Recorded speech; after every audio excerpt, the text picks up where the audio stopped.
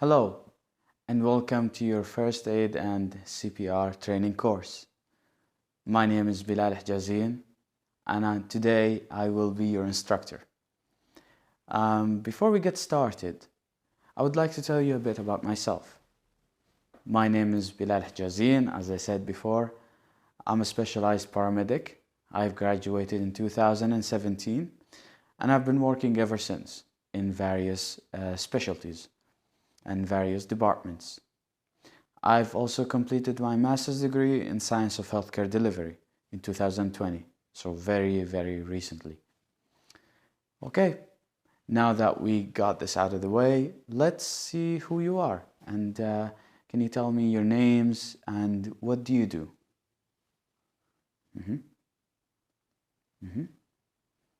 Right, okay, good. Thank you. Thank you all for this lovely introduction. And let's get started. Okay. Before we get started, of course, let's talk about first aid. What do you know about first aid? Okay, what comes to your mind when you think about saving someone's life? Do you think about movies? Like, how do they do it in the movies? Or do you think about like saving someone from drowning? Okay, that's good. That's good. Okay. Okay, now, the next question I would like to ask you is, who can save someone's life? Okay. Anyone. That's a good answer. Only paramedics? Okay. Hopefully not. Hopefully not. Okay. That's good. Thank you. Okay, let's get on with the slides and see. So, today you will learn about what is first aid, how can you evaluate the scene, how can you evaluate the patient and their injuries, and first and lastly but not least, how you can recognize suffocation and how you can manage it, knows its classifications from partial to complete, and how you can do the Heimlich maneuver or do first aid for them. Okay, that's good. So, what is first aid? First aid is the initial help that you provide for anyone who in need. That will help them, that will prevent them from having secondary injuries, first of all, and second of all, preserving their life. So, let's say for example, a broken leg. A broken leg is something simple.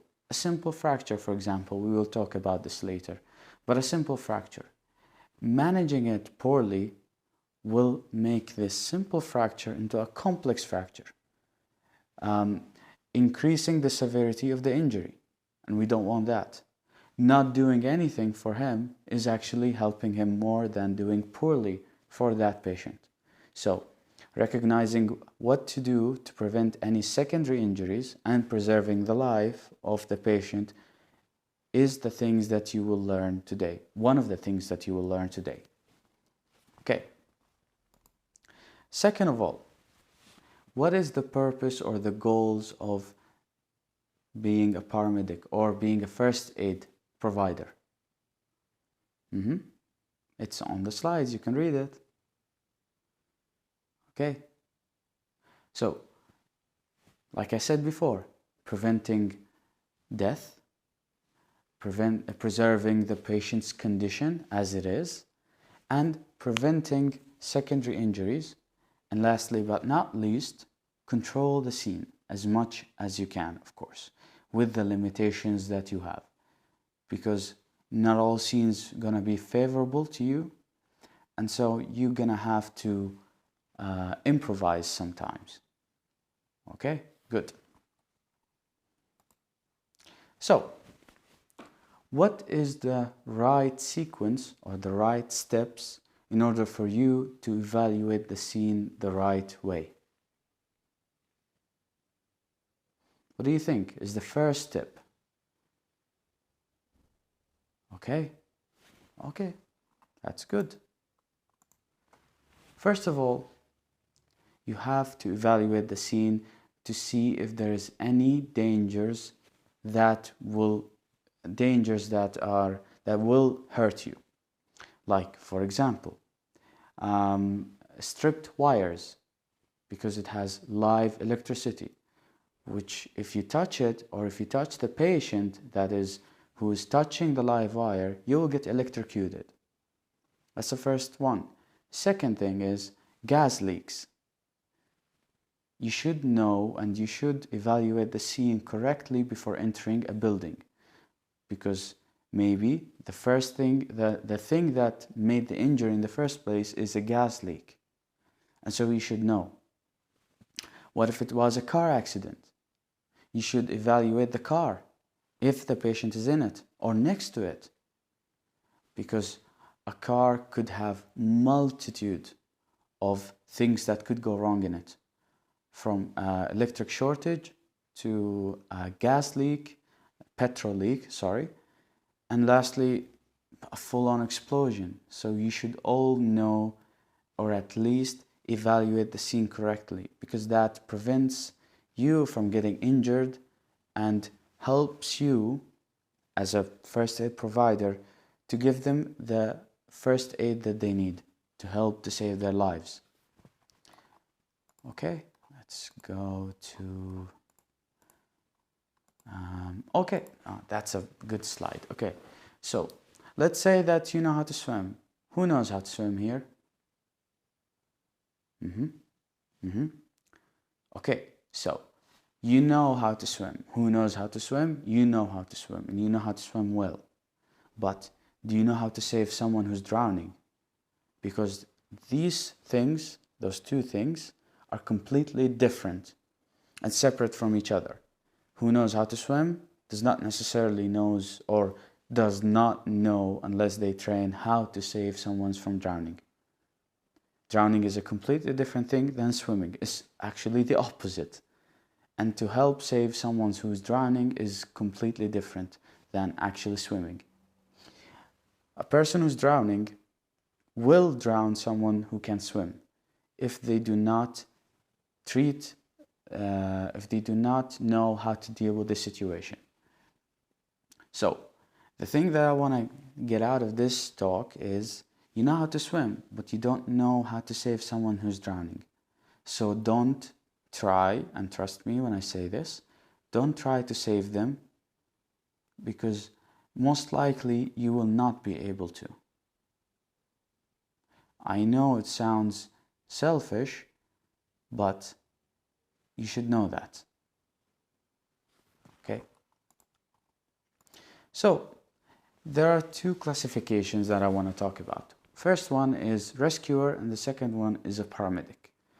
What do you think is the difference between a rescuer, and a paramedic? So that's a rescuer, correct? Okay. And what's a paramedic? Okay, that's good. Now, keep in mind the last talk that we talked about. Knowing how to swim and knowing how to rescue someone who's drowning. Because this slide is important and it's going to explain why I said what I said before. Okay, so a rescuer is someone who has the qualifications and skills and the techniques necessary, and also the equipments necessary to save someone's life where the scene is dangerous. Like, for example, a lifeguard saving someone from drowning, a firefighter saves someone from a burning building, okay? Or a policeman saving someone from a crime scene. I'm sorry, not a crime scene, from a shooting scene, okay? These things are completely different. These individuals have the skills and the qualifications and the techniques and the equipments necessary to let them get in a dangerous area, a dangerous scene, and be able to extract or pull out the patient from that dangerous scene and put them in a safer space, in a safer place. And that's when the paramedic comes in. He is the person that saves the person's life, who has the qualifications and the techniques and the equipments necessary to save the person's life once the scene is safe. If the scene is not safe, they do not have the same qualifications and equipments and skills to save that person when they are in a dangerous scene or in the danger zone, let's say. Because most probably, a paramedic who enters a not safe zone, for example, might get hurt. So who's going to rescue the patient? And who's going to rescue the paramedic? You're going to be a liability. And you don't want that. So leave rescuing to people who are professional and know how to rescue someone. And then when they give you the patient in a safe place, then you can save them with the proper techniques, with the proper skills, with the proper equipments that you have, without having to worry about yourself because you're in a dangerous place. Okay, so let's get back to the right sequence to first aid. First, what's the first and most important step? The first step and most important, to make sure that the scene is safe. Scene is safe. Scene is safe. That's the first and most important one. If the scene is not safe, you should not continue with the next steps, with the next steps that I'm going to mention. Because if the scene is not safe, then you are in danger as much as the patient. Okay, good. So, second of all, after making sure that the scene is safe, now what do? You now can evaluate the patient. You need to evaluate two things. First, you need to evaluate the patient's consciousness. Is he conscious or is she conscious or not? And second of all, you should check the vital signs. Okay? So, the first question I would like to ask you. How do you check someone's conscious? Who's conscious? Yeah. Not alive, but conscious. Right. Okay. Who said shout their name? That's a very good answer. That's right, actually. Yes, correct. What else? What else should we do? Okay. Good. You should shake them. But we will learn how to shake them properly without putting too much injury, without getting injuries to them, and doing it the safe way. Okay. That's good. That's great answers. Thank you.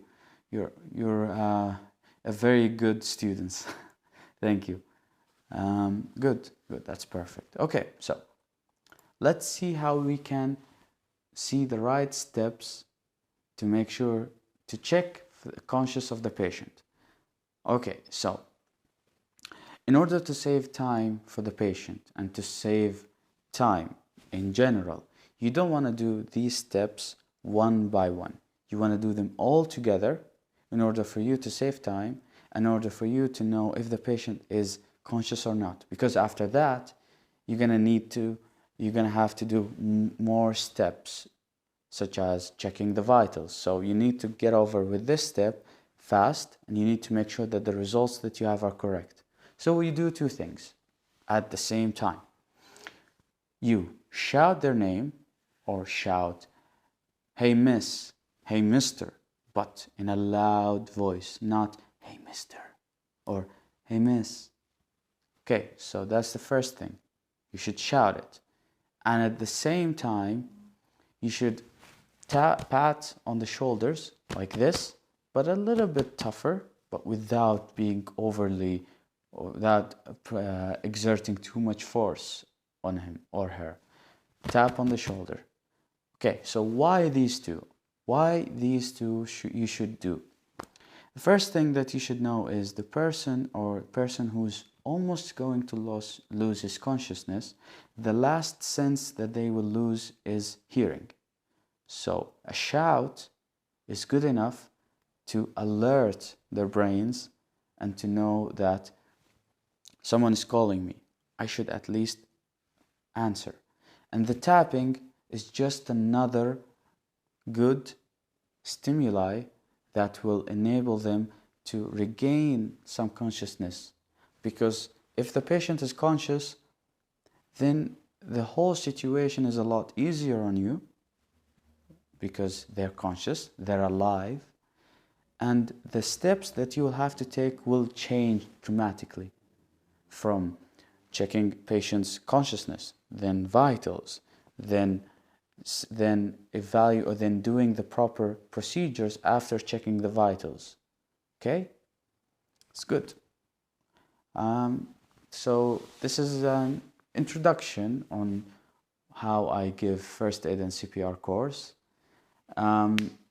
As you know, English is my second language, and I'm sorry if I made some mistakes in my English. I'll try my best to mitigate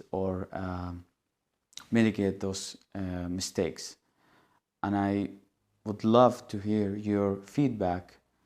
If I get hired or not, I would love to hear your feedback from professionals like you. Yeah, thank you.